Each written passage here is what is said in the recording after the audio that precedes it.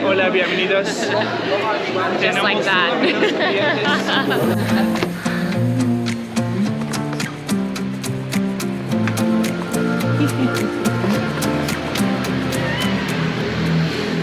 Hi, I'm Diane, Jackie's mum, and we're walking through Istanbul, enjoying just a ladies' day. So we've left Max at home. He is getting some more work done, so we're having a girls' day. And right now we're headed to our first mosque today, which is the second busiest mosque in Istanbul, and I absolutely cannot pronounce the name, so we'll put it down here below. And then after that, we're going to try and find another mosque which hopefully rivals the Blue Mosque, which is currently under renovation.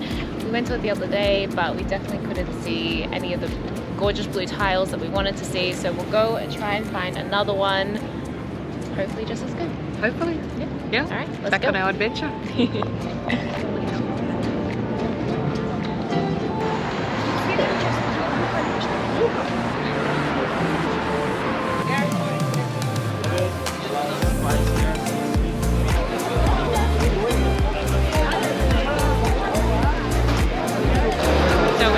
Accidentally wandered into the spice market because it was on our way to the mosque, and just like the Grand Bazaar, the spice market is an indoor market which is just this gorgeous, beautifully adorned ceiling and building, and a lot of smells going on. Yeah, it smells amazing. There's a lot going on. There's a lot of stallers trying to get you to buy their products, so they're complimenting you, they're calling you, you know. It makes you feel really good about yourself, right? Right. Hola, bienvenidos. Just like that. So this is the second largest mosque in Istanbul, and Istanbul is filled with mosques, so it's quite impressive to be the second largest mosque. And one of the biggest differences between this mosque and the Hagia Sophia, which is the one we went to a couple days ago, is although there's still quite a few people about, it is much less people, maybe like a third of the amount of people that were at the Hagia Sophia.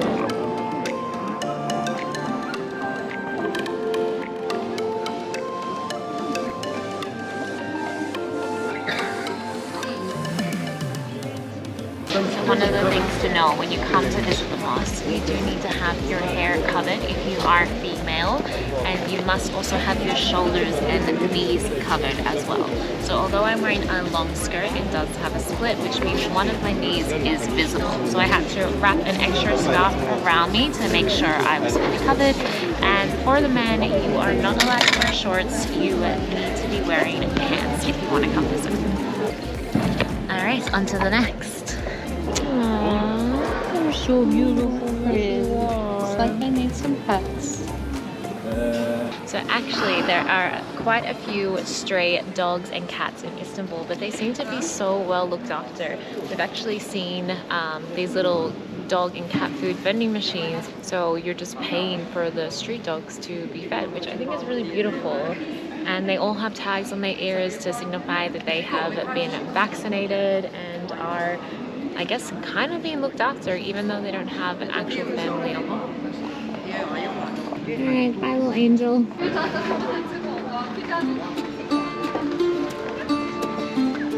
So we found ourselves walking through another market because it's just this area. There are a lot of markets. We're on our way to the second mosque, but maybe we should stop and get some lunch. Yeah? Because I'm hungry. I think so, I'm hungry.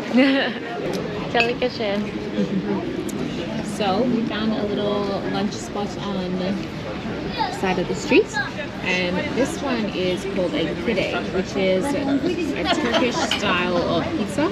So it's basically dough and filled with meat and cheese and tomatoes. This one is a börek, which is a puff pastry filled with cheese. You can get other fillings as well, but we like the cheese. And then we have some Turkish tea, which is basically just black tea. Seems like it's just black tea. Yeah. But anyway, this pastry is very, very good and very bad for you. And we'll try this one next.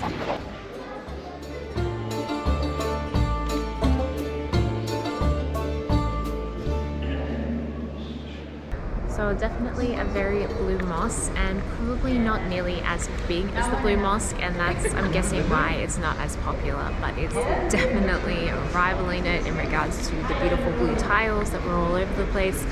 and we happened to arrive here during a prayer time, and that is why there were still some men praying in the mosque, even though we were allowed in because it wasn't an official prayer time. I guess they came a little bit late. Yeah, so it was very quiet in there. We didn't want to walk around too much and disturb everyone, but very, very beautiful.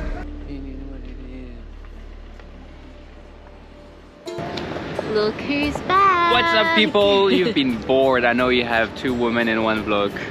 Sorry. Oh my god, you're such a sexist pig.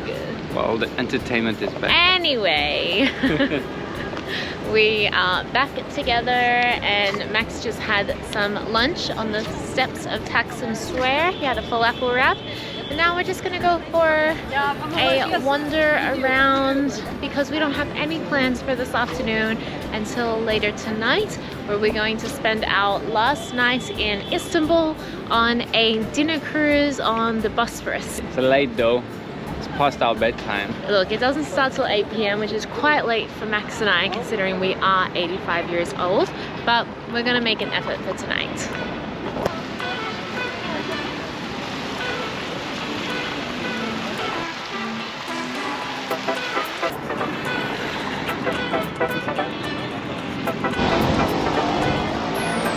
When Jackie and I looked at things to do in Istanbul, we came across the Agatha Christie hotel, which is well, it's not her hotel. It's not the Agatha Christie hotel. Yeah. It's called the Para Palace, but Agatha Christie stayed here, and it's apparently where she wrote Murder on the Orient Express, which is one of her most famous books, and it's been adapted into a movie, which we really enjoyed, so we're gonna check out a little bit of history. Yeah, this one right here.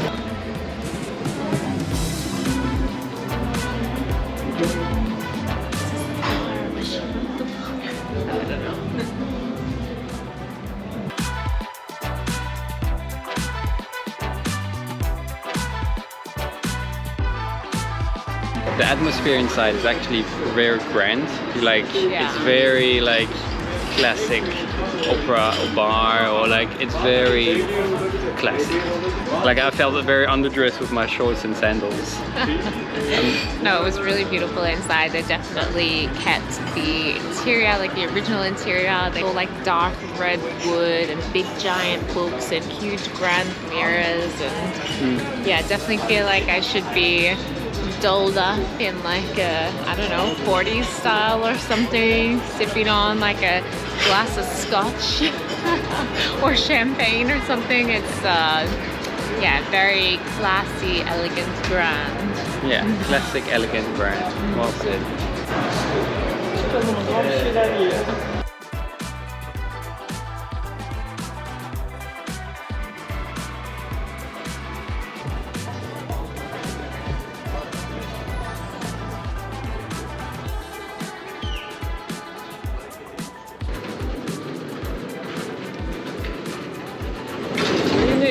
Thank you. There's no one yet. And it goes all the way We're down the there. only people on the boat so far, and it's 8 o'clock, and I thought it started at 8 o'clock, so yeah, I don't know. But you know, the boat is rocking a lot, and I didn't take my seasickness tablets, so this food might be coming back out. Nah. Alright, so other people started arriving, which is nice because it was really awkward there for a moment, being the only people here. And then we asked the waiter, what's the deal, like, aren't we supposed to start at 8 o'clock? And there's no one on the boat. And he said, no, all the people will come, but we don't take off until 9. Can't see anything. Unfortunately, during all of the performances, the people sitting in front of us continued to lean forward and block our view. They were also on their phones the entire time, so no matter which way we went, they were kind of in our way. Then when dinner came, Max got a couple of very small chicken skewers and a grand total of 5 chips, which we thought was very stingy. So although we don't regret doing the dinner cruise, I don't think that we can actually recommend this one to you.